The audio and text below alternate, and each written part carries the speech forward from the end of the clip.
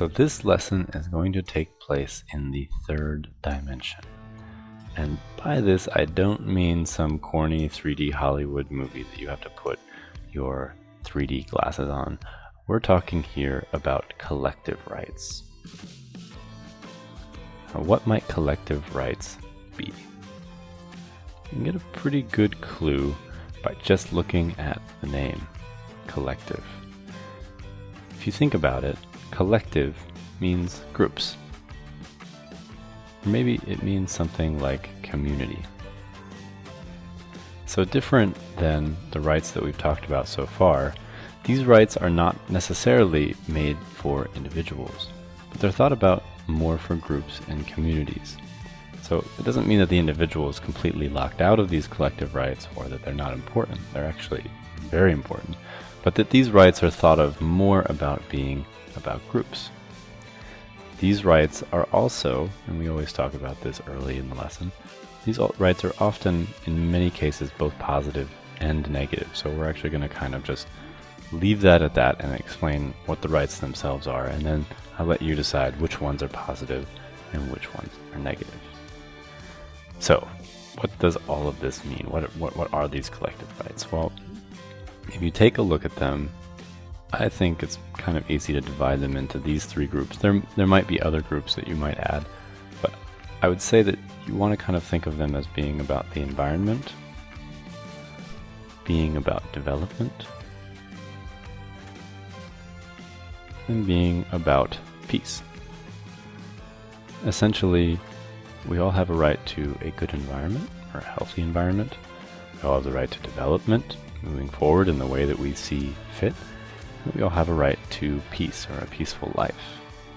There are rights in between these that we'll talk about here in a second, but that's just gives you an idea of some of the basic ideas. Really important to talk about here is that these things are quite debated. These are not necessarily fixed yet, because if you look at something like peace, for example, you have to ask the question, who is our agent? Who's going to do this for us? And if you remember, I'm sure you remember this from the last lesson, this is a very important question in the second dimension as well. Because of this, and because of lots of other things, this is often called soft law. These collective rights. They're seen as something that is aspirational, very much like the second dimension as well.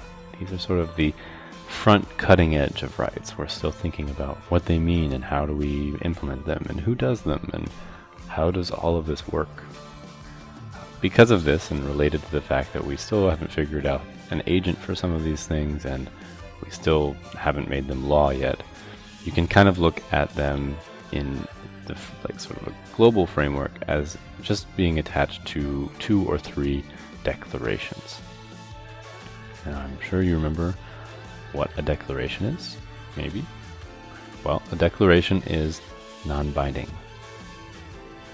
So, non-binding actually ties right back to our soft law, which means declarations can't be enforced by law. So they're just recommendations, they're ideas, they're things that we've sort of, as a society, agreed upon. When I think about these rights, and I think if you look at these, you might agree with me, you might disagree with me, but if you look at these, I would say collective rights are about the future.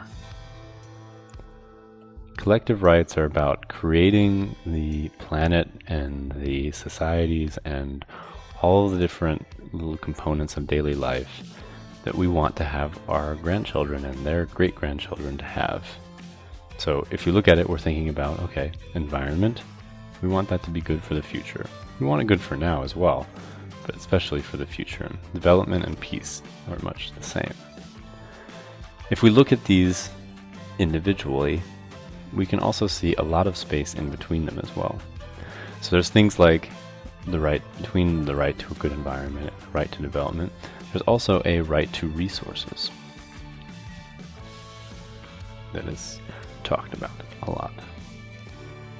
And this right to resources obviously has to do with your development, so you can develop better if you have resources, and you can do that in relation to the environment. And maybe between development and peace, there's one that you might list and that you see a lot, which is a right to self-determination.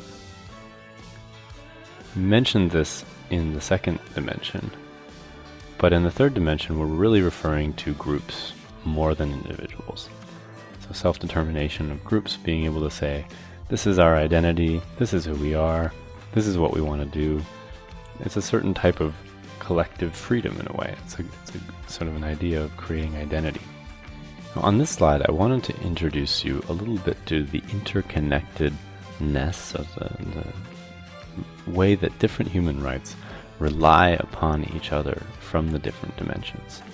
So here we've got our first dimension, second dimension, third dimension, and if we remember what our first dimension rights are, those, well, things like opinion and expression. So your right to an opinion and your right to express that opinion. Things like your right to assembly. And maybe your right to participation in processes. So things like voting, for example, would be maybe a right that would be included there. On the second dimension level, we're thinking about things like health. Thinking about standard of living, so right to an adequate standard of living. And we also have things like education. And down at the bottom, we have our third dimension rights, which we just talked about, so you should have them fresh in your mind. Environment, development, and peace. I'll have to excuse my handwriting here. And to display how these things are interrelated and interconnected and very important to each other, I think it's good to think of them through an example. And we found a great example in our research, one who we had actually never heard of, but who is in this community and in the people who think about these collective rights, someone who's often cited. His name is Ken Saro-Wiwa, and he is a Nigerian who died in 1985, and we'll talk more about that in a second. But Ken's story is very interesting. Ken was born in the Niger Delta, where the river meets the Atlantic, and it's a very big oil-producing area. And in his lifetime, oil companies came in and really changed the environment there, and not necessarily in a good way. It's one of the places where sort of pollution is the worst on the planet. Now, this fundamental pollution, this very fundamental changing of the environment of the place where him and his family and his people, the Ogoni people, came from, this environmental change obviously would have an effect on their development. Because when the environment is in rough shape, well, development is going to be hard as well. This also has a pretty destabilizing effect, this entire situation, and a pretty destabilizing effect on peace in the region. So there's lots of strife and conflict in the area.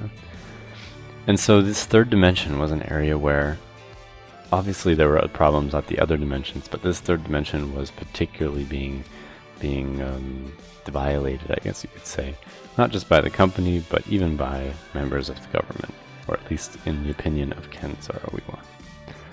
So he decided in 1991 he was going to do something about it. So he stepped up and started becoming an activist. He stepped out, started expressing his opinion on this stuff. And not just his opinion, but also his research, things that he had learned. He was bringing people together from his people. They were assembling, and they were working to try to participate in changing it. Well, obviously this was not well taken. And while they're talking about all of this, while they're up here doing all these first dimension, sort of expressing and acting on their first dimension rights, they're talking about things like their health and how the environment is having an effect on their health, and how slow development is having an effect on education and on peace, and how development is having an effect on their standard of living, and how the environment and their health are having an effect on their standard of living. So how interconnected all of this stuff is. It's really, really, really interesting, and it's really important. So they're talking about all of these different violations at all these different levels, and people in the government and in the company that they are protesting against are not happy. And there's pretty good documentation from lots of human rights groups and from different activists and people involved in the situation, and even from the government itself, that that his rights were being violated, especially his First Amendment rights, because those are the easiest ones. Those are the ones where it's very obvious that Nigeria is responsible for these First Amendment rights. Now, Ken's story comes to a really tragic end because Ken's movement was a non-violent one. It was one based upon poetry and assembly and quiet protest, really, much in the sort of spirit of the civil rights in the United States or in other movements across the world, in India and other places. And the Nigerian government was not having any of it. And at some point, when some opposition leaders to Ken's movement turned up dead, him and some of the other members of his peaceful movement were arrested and were accused of murder. The grounds were pretty shaky, and the case went through anyways after a trial, and it was decided that Ken and these other opposition leaders were to be executed. And it went on for a while, the whole debate about whether it was going to happen, and then it did happen. So in 1995, and I spelled it wrong, executed, Ken and the other opposition leaders in his movement were all executed by hanging. And this in and of itself is a big question in human rights, one that's largely been decided. Most countries have really decided that execution is not right, that the right to life is something that is valuable and important. And so Ken's story is really one of his rights being violated in so many different ways, and in very interconnected ways. And I think it also displays how interconnected these things really are. And